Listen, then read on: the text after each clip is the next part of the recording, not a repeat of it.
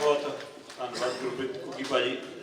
सो मैं जिथों गल शुरू की सी वो गल्लां तो भी गां मतलब 100 नंबर का पेपर हो बंदा 200 लै ले तो मास्टर नूं थां ही ना मिले कि नंबर कट्टने कितों आ। सो कितों नंबर कट्टण वाली थां नहीं मिली। सो इसलिए जोरदार ताड़ियां एक बार गुरप्रीत घुग्गी भाजी ने। सो इसलिए कहते कि मैं कह रहा कि मां नून घट आ। सो इसलिए कहते कि कई बार घरे भी कहना पैंदा। सो पिछे बैठी साडी सर जी सोहल बेबे सुन रही थी जब कहती भी आप करना दीपका काम। सो लो जी बोलियां वाले काम तो हत्थों हुण सहयोग लवांगे असीं। सो इसलिए मैं तां ही कहा कि फिल्म दे विच जिहड़ा गुरप्रीत घुग्गी आ वो जीवन दे विच उहदे नालों किता उच्चा कद रखदा। सो इसलिए गुरप्रीत घुग्गी वर्गे अज बुलारियां दी भी लोड़ आ, अज कोई जिहे आगूआं दी भी लोड़ आ जिहड़े सानूं चेतन करन और समय दे हाण दे होके विचरण। सो बहुत बहुत शुक्रिया। साडा समागम अज पूरी तरह नाल सफल आ जिस उदम नाल अजैब औजला जी ने शुरू किया सी उस सिखर ते आसी। सो लो आपां आखिरी पड़ाव ते प्रधानगी बतौर प्रधानगी कर रहे मलकीत अरोड़ा जी उन्होंने बोलना तो डॉक्टर अवतार सिंह पतंग जी धन्यवादी शब्द कहेंगे। उस तो बाद दाल का पतीला गर्मा तो बाहर आप प्रशादा भी छकना। मनी जी होरी देख रहे हैं कि हाँ कदों हुक्म आता। तो उस तो पहला एक केक भी इत्थे लिया के रखा जो मनी होरी बना के लिया ने उधर साढ़े बाई होरी लगे ने कहते कि वो केक किताब के रूप च कट्टना नहीं गया जी बस इत्थे लिया के रखना है। तो उस तो बाद बाहर आप सारे उन्होंने रोटी तो बाद माणांगे भी। पर जी गल मैं रौणी भाजी को बुलाना तो उस तो पहला जी गल घुग्गी भाजी ने कही घुग्गी भाजी गुरप्रीत घुग्गी भाजी ये गल अक्सर आई उस अंदोलन च विचरदियां 32 जथेबंदियां होण चाहे SKM होवे चाहे साडे वर्गे साथी होण चाहे मीडिया होवे साडे नाल खड़ा बंदा ही साडा हौसला डेगण की कोशिश करता रहा। पर असीं डटे रहे तो मेरा इक्को एक जवाब हुंदा सी कि समुंदर की एक लहर किनारा छूह के मुड़ जाती है तो एक लहर किनारा तोड़ जाती है। तो जे दो लहरां किनारा छूह के मुड़ जाण दा मतलब समुंदर कमजोर नहीं हुंदा। असीं अंदोलन जित के ही मुड़ांगे। सो जित के मुड़िया इसलिए समुंदर के लोग कदे हारदे नहीं हुंदे। तो इसलिए उस दे विच जिहड़ा कलाकारी जगत वालों रोल आ उहदी नुमाइंदगी वजों मलकीत अरोड़ा होरां जी नूं मैं देखिया कि 3:30 बजे मोहाली के गुरु घर के बाहर खड़ के पुछ रहे होंगे कित्थे पहुंचा मैं बस तोड़ लैनी भी मैं छड़ जाना।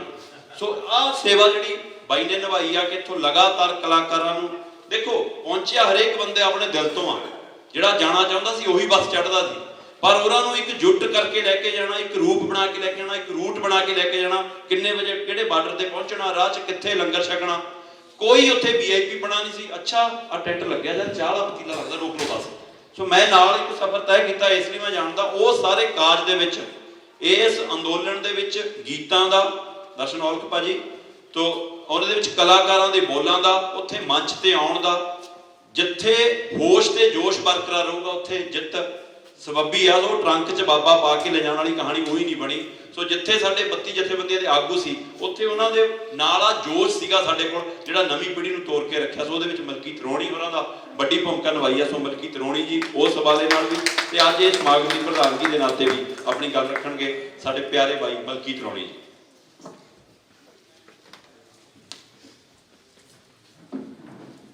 बहुत बहुत मेहरबानी जी। अजैब औजला भाजी को बहुत बहुत मुबारक। जो औजला साहब ने किताब कंपाइल कर ली सारी किताब बन गई तो एक दिन बलकार सिद्धू जी जनार्दन साहब बैठ के जो इस प्रोग्राम की गलबात कर रहे थे कि प्रोग्राम कितनी तरीक में रखिए कि बुलाइए कि ना बुलाइए तो जिमें दीपक जी ने सारे ने कहा फोटो लगने वाला मसला सी इन्होंने वो भी मसला इन्ना बड़ा सी कि बुलाया जाए। कलाकार औजला साहब को सारे जानते हैं शायद कोई 2-4 बॉम्बे तो भी आ सकते थे जो पंजाब वाले तो सारे आ सकते थे। हाँ जी नहीं वो भी हम साड़ी है वो इत्थे हाँ जी।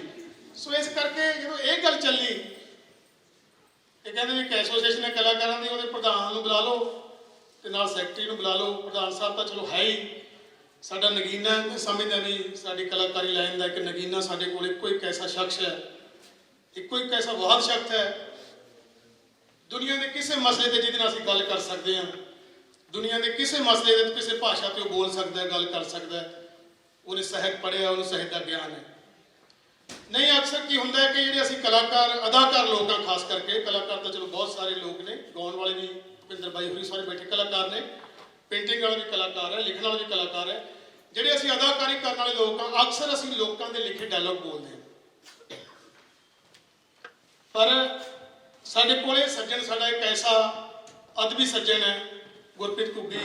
ਜਦੋਂ ਅਸੀਂ ਐਸੋਸੀਏਸ਼ਨ ਬਣਾਉਂਦੇ ਹਾਂ, ਸਾਨੂੰ ਇਹ ਲੱਗਦਾ ਕਿ ਕੌਣ ਬੰਦਾ ਹੋ ਸਕਦਾ ਜਿਹੜਾ ਕਲਾਕਾਰਾਂ ਦੀ ਪ੍ਰਤੀਨਿਧਤਾ ਕਰ ਸਕਦਾ। ਸਾਡੇ ਭੈਣ ਜੀ, ਵੱਡੇ ਭੈਣ ਸਰ ਜੀ ਸੋਹਣੀ ਬੈਠੇ ਆ, ਮੈਂ ਮੁਬਾਰਕਬਾਦ ਦਿੰਦਾ ਕਿ ਇਸ ਕਲਾ ਦੇ ਵਿਹੜੇ ਦੇ ਵਿੱਚ ਬੈਠ ਕੇ ਅਸੀਂ ਗੁਰਪ੍ਰੀਤ ਘੁੱਗੀ ਹੋਰਾਂ ਨੂੰ ਇਹ ਬੇਨਤੀ ਕੀਤੀ ਕਿ ਤੁਸੀਂ ਨੁਮਾਇੰਦਗੀ ਕਰ ਸਕਦੇ ਹੋ। ਗੂਗਲ ਜੀ ਇੱਥੇ ਬੈਠੇ ਸੀ, ਤੁਸੀਂ ਚੇਅਰਮੈਨ ਬਣੋ ਸਾਡੇ, ਕਿ ਆਪਾਂ ਕਲਾਕਾਰਾਂ ਲਈ ਇੱਕ ਸੰਸਥਾ ਬਣਾਈਏ, ਅੱਗੇ ਤੁਰੀਏ। ਤਾਂ ਹੋ ਗਈ ਗੱਲ, ਚੋਣ ਹੋ ਗਈ ਸਾਰਾ। ਤਾਂ ਮੈਨੂੰ ਇੱਕ ਦਿਨ ਪ੍ਰਧਾਨ ਸਾਹਿਬ ਸਾਡੇ ਕਹਿੰਦੇ ਕਿ ਯਾਰ ਤੁਸੀਂ ਸੰਸਥਾ ਤੇ ਬਣਾ ਲਈ ਹੈ, ਤੁਹਾਨੂੰ ਪਤਾ ਹੈ ਇਹਨਾਂ ਅਦਾਕਾਰਾਂ ਦੀ ਸੰਸਥਾ ਬੜੀ ਔਖੀ ਹੈ ਬਣਾਉਣੀ।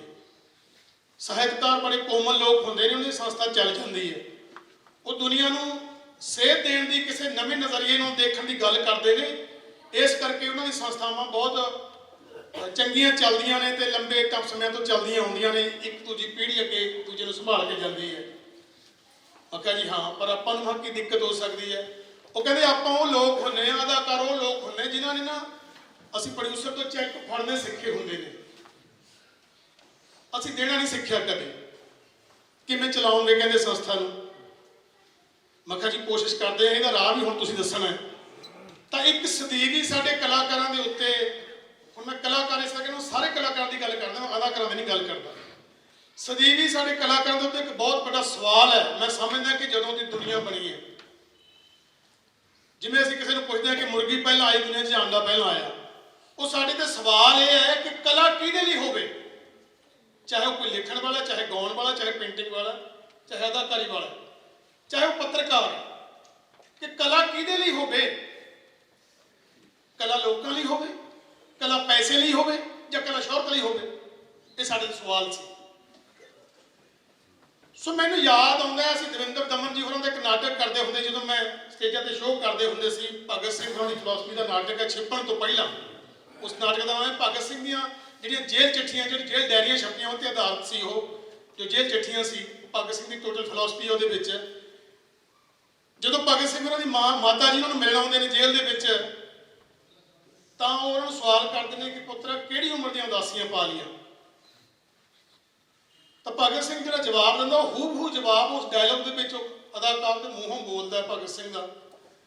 ਕਹਿੰਦਾ, ਮਾਂ, ਬੈਨਾਂ ਦੀ ਰੁੱਤ ਵਿੱਚ ਹਾਸਿਆਂ ਨੂੰ ਕਦੇ ਫੁੱਲ ਨਹੀਂ ਪੈਂਦੇ।